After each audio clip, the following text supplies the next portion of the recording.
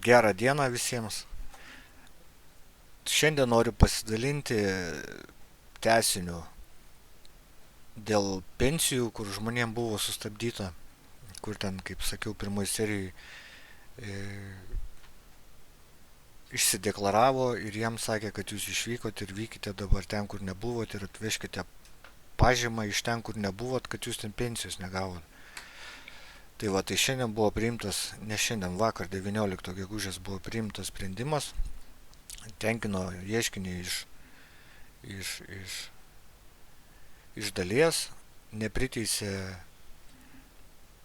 žalos neturtinės ir delspinigių.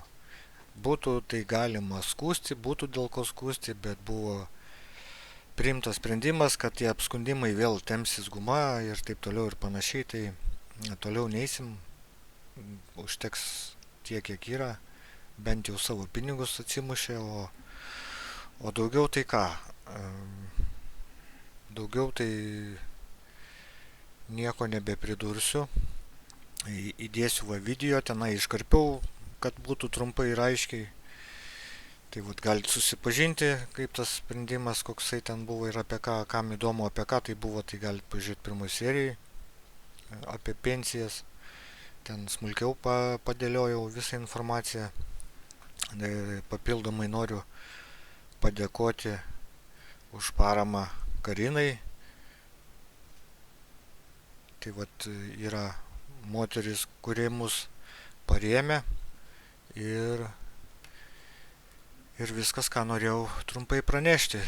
Tai tiek, ačiū visiems uždėmesį, kam patiko, dėkit, pasidalinkit informaciją ir tiek žinių. Sėkmės visiems ir iki sekančio karto. Gerą dieną. Regionų administracinis teismas sprendimas Lietuvos Respublikos vardu 2026 gegužės 19 diena dalyvaujant pareiškėjams atsakovės Lietuvos valstybės atstovaujamos Valstybinio socialinio draudimo fondo valdybos Panevėžio skyriaus atstovai Jurgitai Rainienei viešame teismo posėdė žodinio proceso tvarka išnagrinėjo administracinę bylą pagal pareiškėjo skundą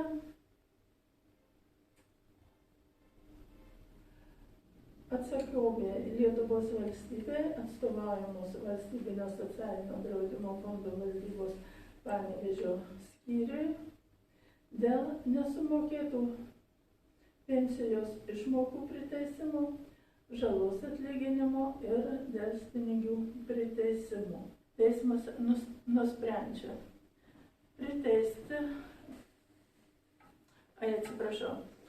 nusprendžia pareiškė skundą tenkinti iš dalies, įpareigoti atsakovą Valstybinio socialinio draudimo fondo valdybos Panevėžio skyrių išmokėti pareiškėjams jiems nustatyto dydžio pensijų išmokas už laikotarpį nuo 2024 metų imtinai.